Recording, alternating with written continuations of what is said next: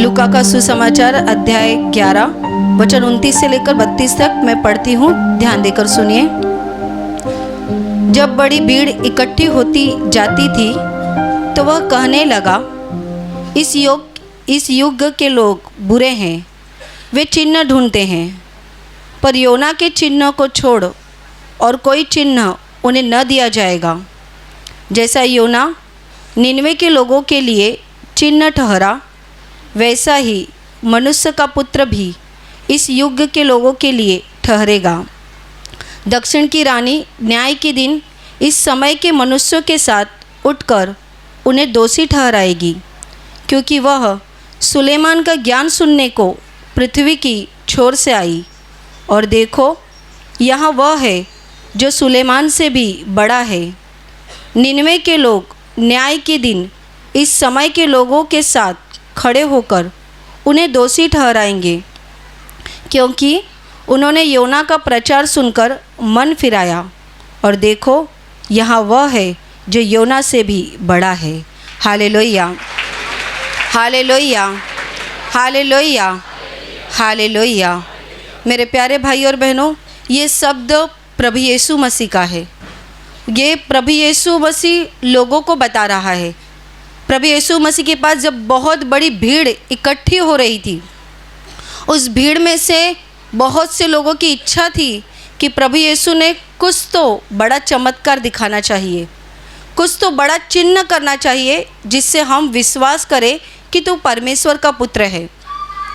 और इस बड़ी भीड़ में से सब लोग चाहते थे, ऐसा नहीं है, क्योंकि आप इसी अध्याय को मत्ती के सुसमाचार में पढ़ेंगे तो उसमें ऐसा बताया है कि शास्त्री और परूसी उनकी इच्छा थी, वो चाहते थे कि यीशु मसीह के पास कोई और चिन्ह मिल जाए, कुछ और वो चमत्कार करे जिससे वो विश्वास करें। बाकी के जितने भीड़ के लोग थे वो तो पहले से ही प्रभु यीशु पर विश्वास करने वाले लोग थे। वो तो मन के दुर्बल यानी मन के कमज़ोर और गरीब लोग थे, जो प्रभु यीशु पर पहले से ही विश्वास करते थे।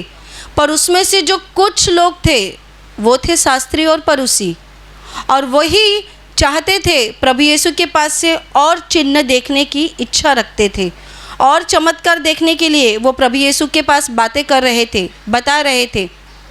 मेरे प्यारे भाई और बहनों, प्रभु यीशु ने पहले से ही बहुत से चमत्कार उनके बीच में किए थे। आप बाइबल में पढ़िए, आपको पता चलेगा शास्त्री और परूसियों के सामने प्रभु ने बहुत चमत्कार किए, एक दो नहीं तो ऐसे कितने सारे चमत्कार उसने लोगों के सामने किए, जबकि शास्त्री और परूसियों ने अपने आँखों से देखा था। उसने जब अंधों को आँखें दी तभी ये बात उनको मालूम थी। उसने जब बहरों को सुनने की शक्ति दी, लंगड़ों को चलने की शक्ति दी, उसने कितने सारे मरे हुए लोगों को जिंदा किया, तब ये शास्त्री और परूसी कहाँ थे? क्या उनको ये बात पता नहीं थी? उनको पता थी, फिर भी वो प्रभु यीशु पर विश्वास करना ही नहीं चाहते थे। वो प्रभु यीशु का स्वीकार करना ही नहीं चाहते थे। वो नहीं चाहते थे कि प्रभु यीशु उनके जीवन में मुक्तिदाता बन के उनके जीवन में आ जाए, क्योंकि उन्होंने कुछ बातों को अपने मन में पकड़ के रखा था, और वो बात ऐसी थी कि प्रभु यीशु उन्हीं के गांव का व्यक्ति था। मतलब शरीर रूप में वो उन्हीं के गांव में पला बड़ा हुआ, क्योंकि बाइबल में ऐसे भी बताया गया है कि शास्त्री और परीसियों ने यीशु के विषय में बहुत बार कुड़कुड़ की, बहुत बार उन्होंने बड़बड़ किया और कहा, इस पर हम क्यों विश्वास करें? ये अपने आप को परमेश्वर का पुत्र कैसे कह सकता है?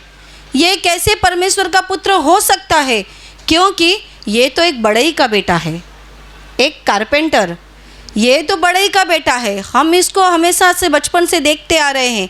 इसकी बहनें तो हमारे बीच में रहती हैं, इसके भाइयों को तो हम जानते हैं।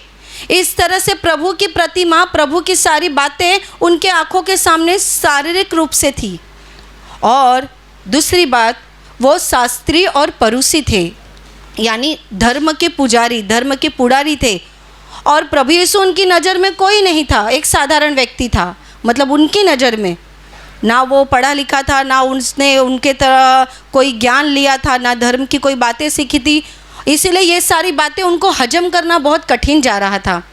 ये प्रभु यीशु, ये तो हमारे सामने एक जवान व्यक्ति है और ये कैसे खुद को परमेश्वर का पुत्र कह रहा है। और इसीलिए उनको प्रभु यीशु का स्वीकार करना बहुत कठिन जा रहा था, बहुत कठिन। और इसीलिए वो बार बार कह रहे थे और कुछ चाहिए, और कुछ चमत्कार चाहिए। और यहाँ पर स्पष्ट बताया है कि वो स्वर्गीय चिन्ह, स्वर्गीय कुछ मांग कर रहे थे।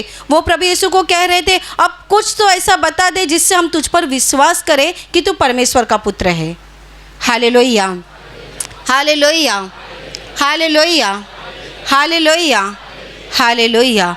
वो प्रभु यीशु को कह रहे थे, अब ऐसा कुछ तो चमत्कार कर कि जिससे हम विश्वास करें कि तू परमेश्वर का पुत्र है। तब प्रभु यीशु को गुस्सा आया। प्रभु यीशु ने यहाँ पर ऐसा बताया है कि इस युग के लोग कितने बुरे हैं, ये युग के लोग कितने मतलब बुरे हैं मन के, कि वो और चिन्ह चाहते हैं। प्रभु यीशु को ऐसा कहना था कि अब तक जो मैंने चिन्ह किया, अब तक जो मैंने परमेश्वर के नाम से चमत्कार किया, वो सब कुछ तुम्हारे सामने रहते हुए भी तुम उस पर विश्वास नहीं करते, और बल्कि तुम मुझसे और चिन्ह चाहते। मतलब तुम्हारा दिल ही कितना बुरा और कठिन हो गया है। उनका दिल इतना कठिन हो गया था कि वो प्रभु यीशु की बातों पर विश्वास करने के लिए तैयार नहीं थे। वो जो चमत्कार दिखा रहा था उस पर वो भरोसा करने के लिए तैयार नहीं थे, और वो कहीं ना कहीं दोषी ठहर जाए, कहीं ना कहीं किसी बात में वो पकड़ में आ जाए, इस बात की वो हमेशा खटपट किया करते थे। और इसीलिए प्रभु यीशु ने यहाँ पर दो बहुत बड़े उदाहरण देकर उनको कहा है कि योना भविष्यवक्ता के सिवाय तुमको और कोई चिन्ह नहीं दिया जाएगा। अब तक जो मैंने किया वो बहुत किया, अब योना भविष्यवक्ता के द्वारा तुमको कुछ नहीं दिया जाएगा, क्योंकि योना भविष्यवक्ता के विषय में ऐसा बताया है। आप बाइबल में पढ़िए, पुराने नियम का योना की पुस्तक में ऐसा बताया है कि योना ये एक भविष्यवक्ता था, और ये जब इसे परमेश्वर का संदेश आ गया निनवे नगर में जाने के लिए, क्योंकि निनवे उस समय में एक ऐसा नगर था जो व्यभिचार और पाप से भरा हुआ था। मारहान करना, खून बहाना, लूटमार करना और भी बुरे काम करना, इस सारी बातों से निनवे नगर ये भरा हुआ नगर था, और परमेश्वर उस नगर को बचाना चाहता था। और उस समय उसने योना भविष्यवक्ता को चुना और उसको कहा, निनवे नगर में जा और मेरे लोगों को मेरे नाम का संदेश दे, मेरे नाम के बारे में उनको बता कि अगर तुमने मन नहीं फिराया तो मैं इस नगर को नाश कर दूंगा। योना भविष्यवक्ता ने वो बात सुनी, पर वो डर गया। आप बाइबल में ज़रूर पढ़िए, वो इस बात के लिए डर गया क्योंकि उसके मन में ये बात की शंका थी कि परमेश्वर उन लोगों को नाश नहीं करेगा, क्योंकि परमेश्वर ये दयावंत परमेश्वर है। वो अंत तक ठहर कर इंतज़ार करता है कि कब तक आप अपने पाप से मन फिराते नहीं। मेरे प्यारे भाई और बहनों, योना के मन में भी यही डर पैदा हो गया था। उसको ये बात अच्छे से मालूम थी कि यहोवा परमेश्वर ने अगर मुझे बताया है उस नगर में जाने के लिए, तो भी मैं जानता हूँ वो इतने बड़े नगर को नाश नहीं करेगा, क्योंकि वो तो दया से भरा हुआ प्रेम का सागर है, वो कैसे नाश करेगा। और इस बात, और दूसरी बात उसके मन में डर ये था कि जिस नगर में उसको जाना था वो नगर इतने बुरे और व्यभिचार और सारे अधर्म से भरा हुआ नगर था, इसीलिए वो वहाँ जाना नहीं चाहता था। और उसने उपाय ऐसा ढूंढ के निकाला कि परमेश्वर की बात को उसने न सुनकर वो दूसरे नगर में भागने लगा, दूसरी जगह पर भागने लगा। जिस नाव में वो चढ़ा दूसरी जगह पे जाने के लिए, ऐसा लिखा है कि उस नाव में तूफान आ गया। वो तो नाव की निचली मंजिली में जाकर सो गया था, और वहाँ पर ऐसा तूफान आ गया कि नाव डूबने लगी, वो जहाज़ डूबने लगा। और वहाँ पर जो बाकी के लोग थे वो अपने अपने भगवान का नाम लेकर, अपने अपने परमेश्वर का नाम लेकर दुहाई देने लगे कि कोई तो हमें बचा ले इस संकट से। और फिर उनके ध्यान में आ गया कि योना एक ऐसा व्यक्ति है जो नाव के निचले भाग में जाकर सोया पड़ा है, उसे किसी बात की चिंता नहीं। तब जाकर उसको उठाया गया और कहा गया कि तू भी उठ और अपने परमेश्वर की दुहाई दे, आवाज़ लगा अपने परमेश्वर को, भगवान को नाम लेकर चिल्ला, ताकि कोई तो सुन ले और हमें बचा ले।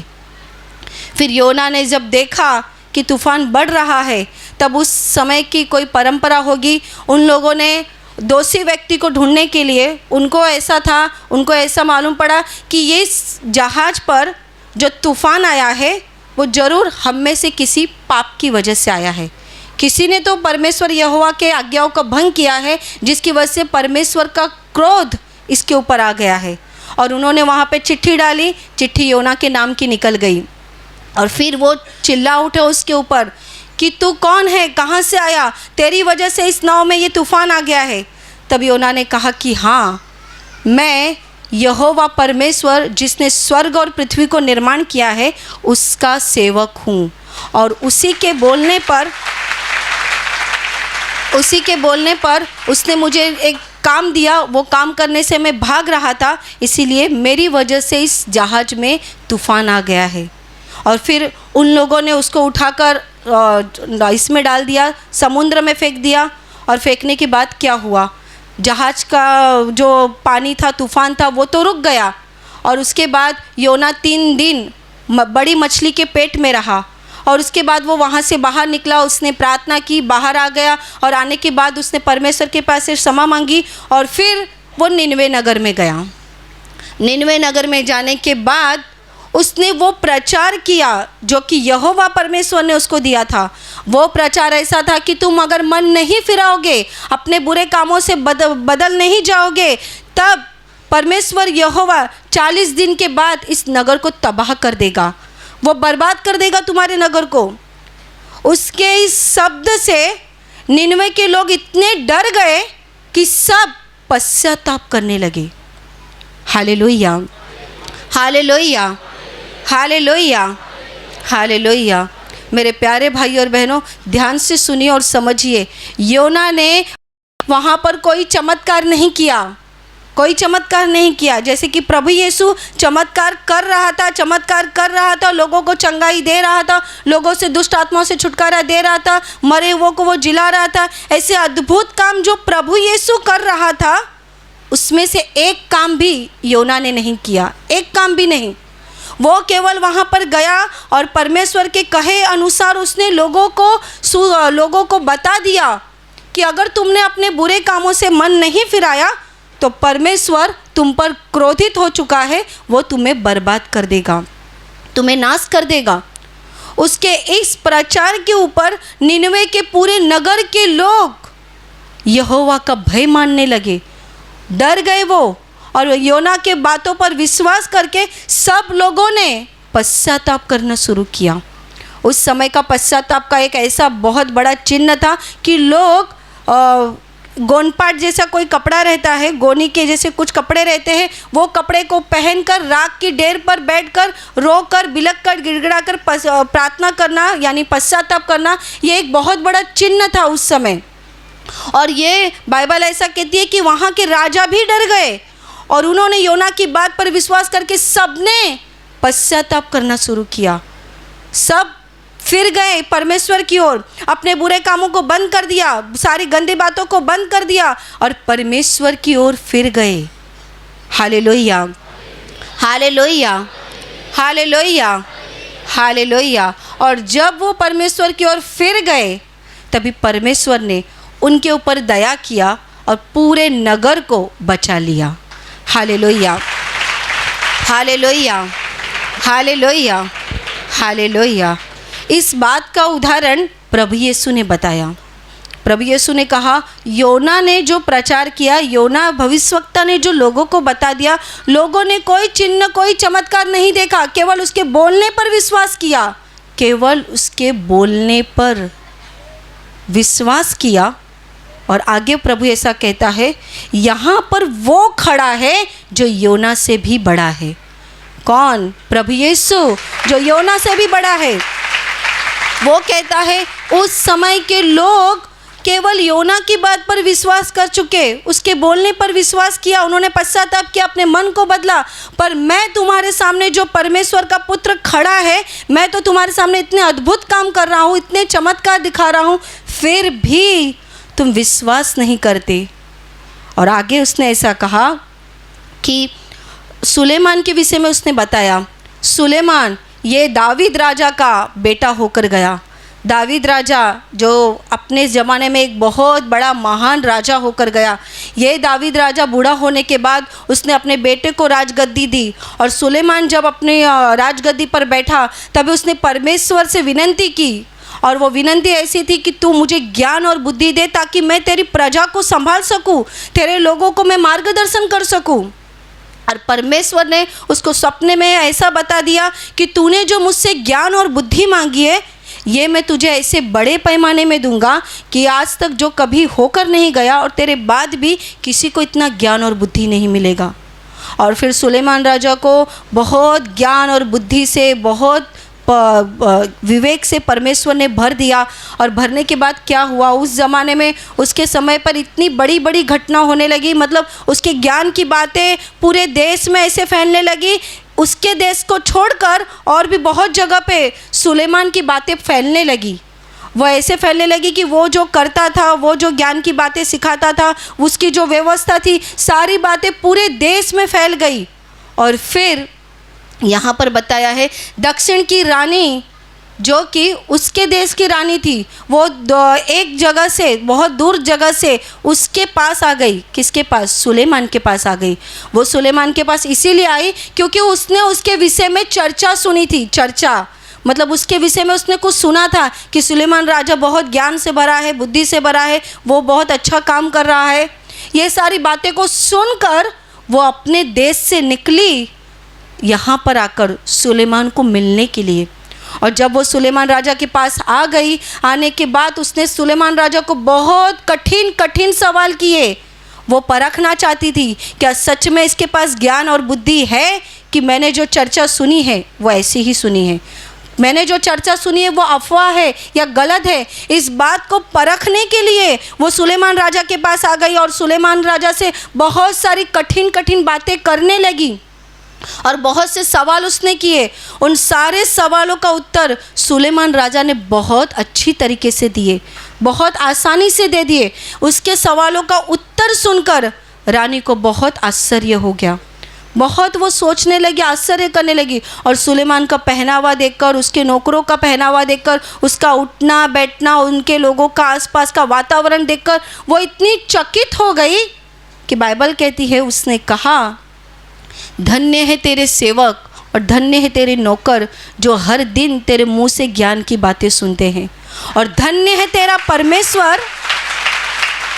आगे उसने ऐसा कहा, धन्य है तेरा यहोवा परमेश्वर जिसने तुझे इतना ज्ञान और बुद्धि दिया।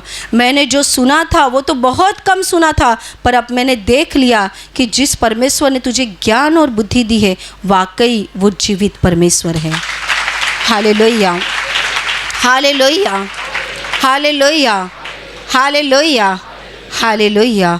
प्रभु यीशु को ये बताना था कि वो दूसरे देश की रानी थी, वो उसकी चर्चा सुनकर इस देश में आ गई थी, सुलेमान के देश में आ गई थी। सिर्फ चर्चा सुनकर, केवल उसकी बातों को सुनकर, उसकी अच्छाई को सुनकर वो उस देश में आ गई थी। और आगे यीशु कहता है, अंत के दिनों में वो भी तुम्हारे साथ उठकर तुम्हारे ऊपर दोष लगाएगी, क्योंकि वो केवल उसकी ज्ञान की बातें सुनकर सुलेमान राजा के पास आई, पर यहाँ पर तो जो सुलेमान राजा था उससे भी बड़ा व्यक्ति खड़ा है और वो है प्रभु यीशु। वो खुद के विषय में बता रहा है। Hallelujah, hallelujah, hallelujah, hallelujah, hallelujah. वो खुद के विषय में बता रहा है कि सुलेमान राजा उस समय में बड़ा राजा था, पर उसने कोई चिन्ह चमत्कार नहीं किए, पर उसके मुंह की ज्ञान की बातें सुनकर रानी के मन को इतना लगा कि वो वहाँ से निकलकर इस जगह पे आ गई और उसने उसको देखकर परमेश्वर की बड़ाई की। यीशु मसीह कहता है, उनसे बढ़कर यहाँ पर जो तुम्हारे बीच में है वो बड़ा है। वो खुद को बता रहा है और वो बता रहा है, अंत के दिनों में तुम्हारे साथ में निनवे के लोग और दक्षिण की रानी तुम पर दोष लगाएगी, क्योंकि उन्होंने जो किया उससे बड़े काम मैं कर रहा हूँ तुम्हारे बीच में, और फिर भी तुम मुझ पर विश्वास नहीं करते। मेरे प्यारे भाई और बहनों, उस बड़ी भीड़ में से बहुत लोगों ने विश्वास किया था, पर कुछ लोग थे जो शंका कर रहे थे, शक की नज़र से देख रहे थे। आप उन कुछ लोगों में से मत बनिए। आपके जीवन में अभी भी कोई चमत्कार नहीं हुआ है, आपने केवल यीशु मसीह की चर्चा सुनी है, यीशु मसीह के विषय में केवल सुना है कि प्रार्थना में जाने से लोगों को चंगाई मिलती है, वहाँ पर प्रभु यीशु काम कर रहा है, वहाँ पर लोगों के जीवन में कुछ बदलाव हो रहा है, आपने अगर सुनकर यहाँ पर आए हैं, उस बात पर विश्वास कीजिए, उस बात पर विश्वास कीजिए, ताकि अंत के दिनों पे आप पर दोष न लगाया जाए। Hallelujah, hallelujah, hallelujah, hallelujah, hallelujah, hallelujah. मेरे प्यारे भाई और बहनों, प्रभु यीशु मसीह जो चमत्कार कर रहा था, उसके चमत्कार करने के बावजूद कोई इस पर विश्वास नहीं कर रहा था, मतलब शास्त्री और फरीसी इस पर विश्वास नहीं कर रहे थे। आज भी दुनिया की हालत वही चल रही है। आज भी प्रभु यीशु मसीह का सुसमाचार क्या केवल यहीं पे बताया जा रहा है? नहीं, दुनिया के हर कोने कोने में यीशु मसीह का प्रचार शुरू है। फिर भी लोग प्रभु यीशु के पास आते क्यों नहीं? क्यों उस पर विश्वास नहीं कर रहे? उनको और चिन्ह चाहिए, उनको और कुछ चाहिए। पड़ोसी के जीवन में चमत्कार हुआ ना, उससे मुझे क्या काम है? मेरे खुद के जीवन में होना चाहिए, मेरे खुद के जीवन में चमत्कार होना चाहिए। बहुत लोगों का ऐसा रहता है कि जब तक मेरे जीवन में ये काम नहीं होता तब तक मैं यीशु पर विश्वास नहीं करूँगा, मेरे जीवन की संकट नहीं जाते तब तक मैं प्रभु यीशु पर विश्वास नहीं करूँगा। इसीलिए तो बहुत बार ऐसे लोग गवाही देते हैं, पहले मुझे किसी ने बताया था प्रार्थना के लिए, पर हम आए नहीं, हमने विश्वास नहीं किया, पर अब संकट एकदम नाक के ऊपर आ गया है, सर तक चला गया है, अब बचने की कोई आशा नहीं, तो सोचा अब एक बार जाकर देखना चाहिए, एक बार जाकर देखना चाहिए। ध्यान रखिए, आपको प्रभु यीशु जरूर चमत्कार दिखाएगा, पर अंत पे दोष भी लगाएगा, क्योंकि प्रभु यीशु ने कहा है उनसे बढ़कर मैं यहाँ पर हूँ, वो यहाँ पर है। और ये सबसे बड़ी बात है। आप अगर कहते हैं मेरे जीवन में चमत्कार नहीं हुआ है, अभी भी मेरे जीवन में कुछ काम नहीं हुआ है, अभी भी ऐसा हो रहा है वैसा हो रहा है, धीरज धर कर प्रभु यीशु के पास प्रार्थना करते रहिए, विश्वास के साथ उसके पास प्रार्थना करते रहिए, ना कि शक की नज़र से देखिए। इतना दिन हो गया प्रार्थना में आ रहा हूँ, इतना दिन हो गए प्रार्थना में आ रहा हूँ, कुछ नहीं हो रहा, कुछ नहीं हो रहा, अरे इसका भी चमत्कार हो गया, उनके विषय में भी चमत्कार हो गया, पर मेरे जीवन में कब हो जाएगा? प्रभु चाहता है कि आप इंतज़ार करके उसके चमत्कार को देखकर विश्वास ना करें, तो बल्कि उसके वचन को सुनकर उसके ऊपर विश्वास करें। मेरे प्यारे भाई और बहनों, बहुत लोग चमत्कार को देखकर प्रभु यीशु के पर विश्वास करते हैं, पर यही लोग बहुत जल्दी गिर जाते हैं, अपने जीवन में विश्वास छोड़ देते हैं। क्यों पता है? वो चमत्कार के ऊपर निर्भर रहते हैं। चमत्कार हुआ इसीलिए विश्वास किया, अब चमत्कार नहीं हुआ तो विश्वास हिलने लगा, विश्वास कमज़ोर हो गया। पर जो लोग प्रभु यीशु के वचन पर विश्वास करके प्रभु के पास आते हैं, वो कभी हिलते नहीं, कभी गिरते नहीं। बहुत साल की घटना मैं आपको एक बताती हूँ। एक पति पत्नी प्रार्थना में आया करते थे, और प्रार्थना में आते रहने से उनको बच्चे नहीं थे। वो नियमित रूप से प्रार्थना में आते थे, प्रार्थना में आते रहे, परिवार में भी वो सहभागी हो गए, आते रहे, प्रभु की कृपा उनके ऊपर हो गई, और कृपा होने के बाद उनको एक बेटा हो गया। बेटा होने के बाद वो प्रार्थना में आते रहे, बेटा कुछ 1.5-2 या फिर 2.5 साल का कुछ हुआ रहेगा, वो अचानक बीमार पड़ गया। बीमार पड़ने के बाद वो बेटा मर गया। फिर क्या हुआ पता है? उसकी पत्नी का विश्वास हिलने लगा। क्यों? परमेश्वर ने बेटा दिया इतने साल के बाद, ये चमत्कार देख के तो हमने प्रभु यीशु पे विश्वास किया, क्योंकि वो प्रार्थना में आ रहे थे, तब तक उनको बच्चे नहीं थे। पर जब प्रार्थना में आने के बाद उनको बच्चे हो गए, तभी उन्होंने पक्का विश्वास किया कि हाँ, प्रभु ने बेटा दिया है, मतलब प्रभु जीवित है। पर उनका बेटा ख़त्म होने के बाद उसकी पत्नी का विश्वास कमज़ोर हो गया। वो प्रार्थना में धीरे धीरे आना कम करने लगी, और बाद में उसने प्रार्थना में आना पूरा बंद कर दिया। उसको लगा अभी बेटा ही नहीं है तो फिर प्रार्थना में जाकर क्या मतलब, और उसकी वजह से उसके पति ने भी प्रार्थना में आना धीरे धीरे बंद कर दिया, और फिर वो पूरा बंद हो गए, प्रार्थना में आना ही बंद कर दिया। और फिर ये घटना बहुत समय के बाद हो गई, और एक बार उनके पति मिल गए हमको बात करने। एक बार उनके पति से मुलाकात हो गई, और उनको हमने पूछा, आप तो प्रार्थना में आते थे, अचानक क्यों बंद कर दिया? तब उन्होंने खुद बता दिया, बेटा हुआ था इसीलिए हम प्रभु के पास आ रहे थे, पर अब बेटा ही नहीं रह गया सिस्टर, तो अभी प्रभु के पास आकर क्या मतलब। मेरी पत्नी का भी विश्वास कमज़ोर हो गया है, अभी वो गांव में चली गई है, अभी गांव में वो रहती है, मैं यहाँ पे रहता हूँ, पर मैं अब प्रार्थना में नहीं आता। मेरे प्यारे भाई और बहनों, आप आपका विश्वास चमत्कार के ऊपर खड़ा कर रहे हैं या वचन के ऊपर खड़ा कर रहे हैं?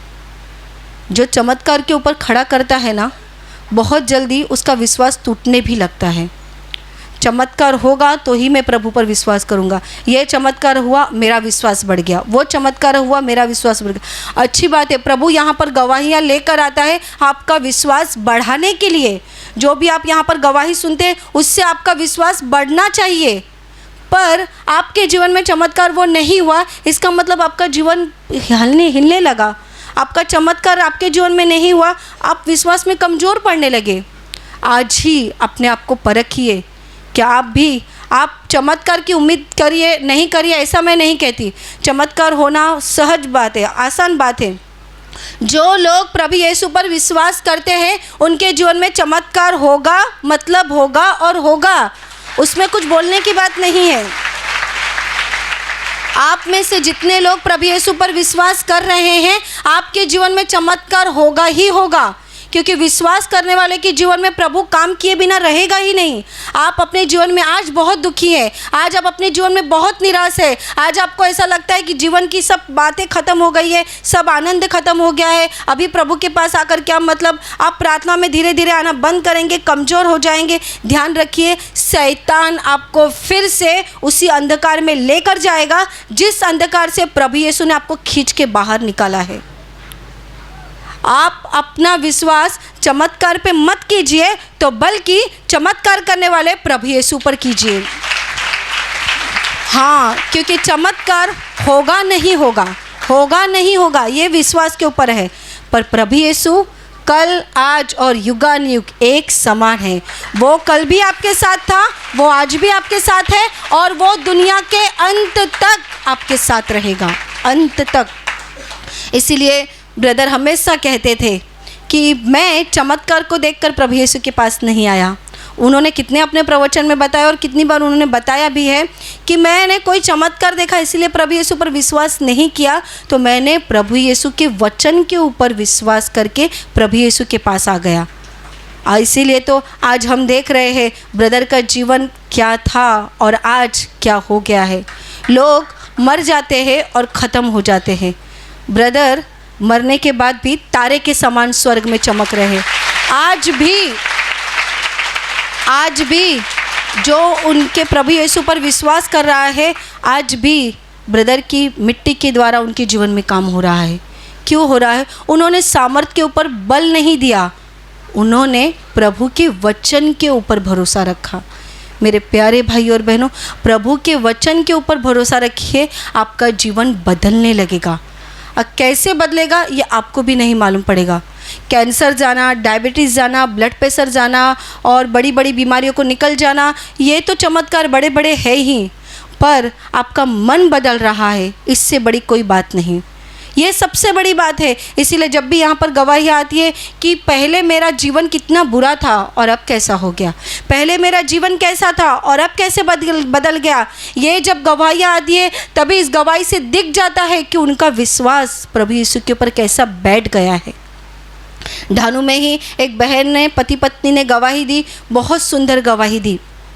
ये पति पत्नी प्रार्थना में आते थे, पर प्रार्थना में आने के पहले इस बहन का जीवन इतना भयानक था, ये बहन खुद उसने रोकर गवाही दी वहाँ पर कि मैं अपने पति की एक भी बात नहीं सुनती थी, एक भी बात नहीं।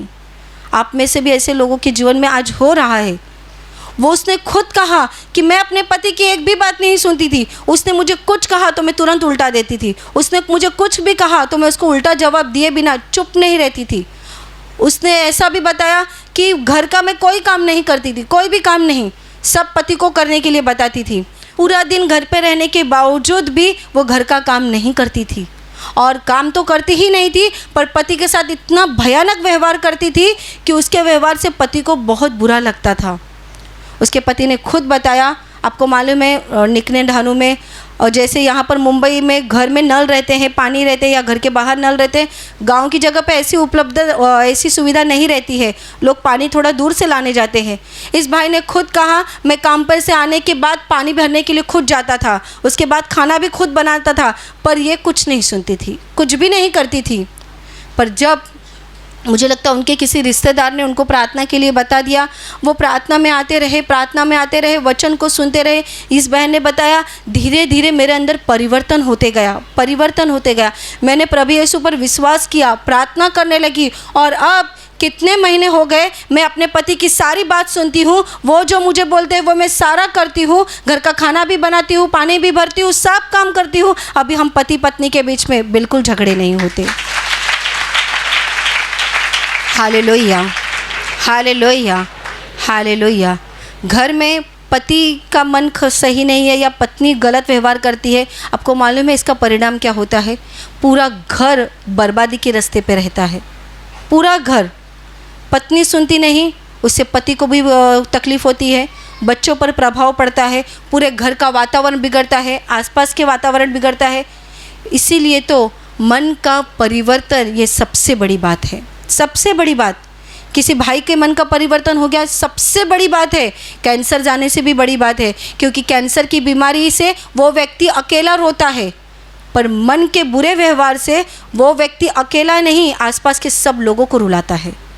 उसके अकेले के व्यवहार से एक औरत अगर पति का सुनती नहीं है तो उससे केवल उसका ही नुकसान नहीं होता, उसके पति का नुकसान होता है, उसके बच्चों का नुकसान होता है, उनके घर में और कोई रहते उनका नुकसान होता है, पड़ोसियों का नुकसान होता है। एक पति अगर सुनता नहीं, पत्नी को मारपीट करता है या गलत व्यवहार करता है, इससे वो केवल खुद का नुकसान नहीं कर रहा, तो पत्नी का नुकसान हो रहा है, बच्चों के ऊपर प्रभाव पड़ रहा है, घर का वातावरण बिगड़ रहा है। इसीलिए तो प्रभु के ऊपर विश्वास करने से मन का परिवर्तन ये सबसे बड़ा इलाज है, सबसे बड़ा काम है। जब हमारे मन का परिवर्तन होता है, इससे प्रभु सबसे ज़्यादा खुश होता है। Hallelujah, hallelujah, hallelujah, hallelujah. मेरे प्यारे भाई और बहनों, यीशु मसीह पर 100% विश्वास कीजिए, 100%। आप आज यहाँ पर आए हो या फिर आप आ रहे हो, आपके जीवन में और भी कुछ तकलीफ़ें हैं और कुछ संकट है, और आपको ऐसा लगता है कब हो जाएगा, कब हो जाएगा, कब हो जाएगा। आप इंतज़ार कीजिए, प्रभु यीशु आपके जीवन में कुछ बदलाव करने के लिए कह रहा है। उसकी बातों को सुनिए, वो आपको पवित्र आत्मा के द्वारा कुछ बता रहा है। आपके जीवन में से ये बुरा निकाल दो, आपके जीवन से ये गलत निकाल दो, आपको ये बदलाव करने की ज़रूरत है, आपको ऐसा करने की ज़रूरत है। आप गालियाँ देते हो, गालियाँ देना छोड़ दो। आप शराब पीते हो, वो करना बंद कर दो। आप व्यसन करते हो, आप व्यसन करना बंद करो। आप पत्नी के ऊपर प्यार करो, पति की आज्ञाओं का पालन करो, बच्चों के साथ अच्छे से रहो, पड़ोसियों पर प्यार करो। ऐसी कुछ बातें हमें पवित्र आत्मा सिखाता है। पवित्र आत्मा, जैसे साधारण सी बात है, घर में जब एक बेटी रहती है या एक बेटा रहता है, उसके शरीर में कुछ बीमारी आती है और वो बीमारी से झुलस रहा है, बीमारी ठीक नहीं होती, बहुत इलाज चालू है, पर शरीर में कुछ फ़र्क नहीं पड़ रहा है। माँ बाप रो रहे हैं, घर के लोग रो रहे हैं, अभी क्या हो जाएगा, अभी क्या हो जाएगा, इसकी बीमारी जाती क्यों नहीं, इसकी बीमारी क्यों जाती नहीं। प्रार्थना में लेकर आ गए, प्रार्थना में आने के बावजूद उसमें कोई परिवर्तन नहीं हो रहा। ना वो प्रार्थना करता है, ना बाइबल पढ़ता है, ना प्रभु से बातें करता है, कोई परिवर्तन नहीं हो रहा। क्या हो रहा है? वो पवित्र आत्मा की आवाज़ को सुन नहीं रहा। फिर जब वो प्रार्थना में विश्वास से भाग लेता है, विश्वास से भाग लेने के बाद उसको अंदर से पवित्र आत्मा बताता है, अंदर से बताता है। बहुत बार लोगों को लगता है हमें ये बातें कौन बताएगा, हमें वो बातें कौन बताएगा, हमें कौन सिखाएगा। आपको सबसे बड़ा गुरु और आपका सबसे बड़ा टीचर आपके अंदर है, और वो है पवित्र आत्मा। मेरे प्यारे भाई और बहनों, ये पवित्र आत्मा आपको सिखाएगा, ये पवित्र आत्मा आपको बताएगा। वो आपको कह रहा है, बीमार है ना, मम्मी पापा के साथ अच्छे से व्यवहार कर। तुम बीमार हो ना, टीवी देखना बंद करो। तुम बीमार हो ना, तुमको चंगाई चाहिए ना, मोबाइल में सारी बुरी बातें देखना बंद करो। तुम्हारे अपने शरीर में तुमको चंगाई चाहिए ना, प्रभु पहले चंगाई नहीं देगा, प्रभु पहले आपको करने के लिए बताएगा। आप करोगे तो चंगाई मिल जाएगा, नहीं करोगे तो उस बीमारी में ही पड़े रह जाओगे। बहुत लोगों की शिकायत रहती है, हम इतने महीने से आ रहे हैं तो भी कुछ नहीं हो रहा, हम कब से आ रहे हैं तो भी कुछ नहीं हो रहा। आपको अंदर से पवित्र आत्मा कुछ कहने के लिए, कुछ करने के लिए बता रहा है, पहले वो करिए। आपको अंदर से कुछ बता रहा है पवित्र आत्मा, वो पहले बदलाव कीजिए। भाई के साथ कितने साल बात नहीं किए, भाई के साथ पहले सबमिट कीजिए, मेल मिलाप कीजिए। सास ससुर का कितना बुरा अपमान किया है, उनको देखभाल नहीं कर रहे, पहले सास ससुर के ऊपर प्यार कीजिए। आप अपने पति की आज्ञाओं को पालन कीजिए, पत्नी के ऊपर प्यार कीजिए। प्रभु कुछ बातें पवित्र आत्मा के द्वारा आपको बता रहा है, कुछ आपको करने के लिए बता रहा है, वो सुनिए और अपने अंदर बदलाव कीजिए, अपने स्वभाव को बदल दीजिए।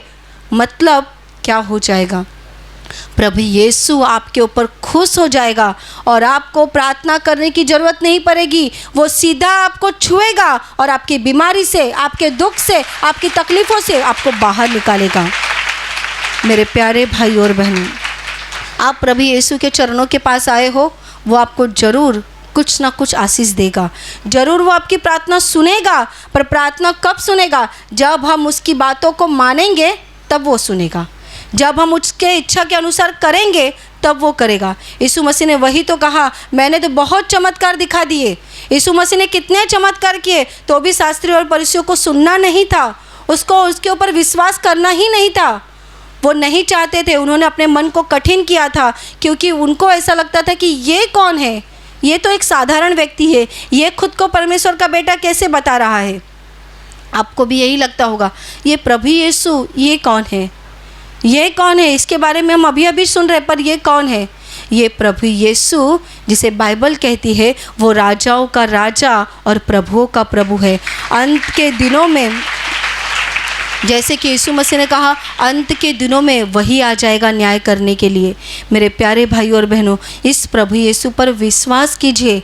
आपके जीवन में चमत्कार हो या ना हो, आपके शरीर से बीमारी गई हो या ना गई हो, आपके प्रश्नों का उत्तर आपको मिला हो चाहे ना मिला हो, तो भी यीशु पर विश्वास कीजिए।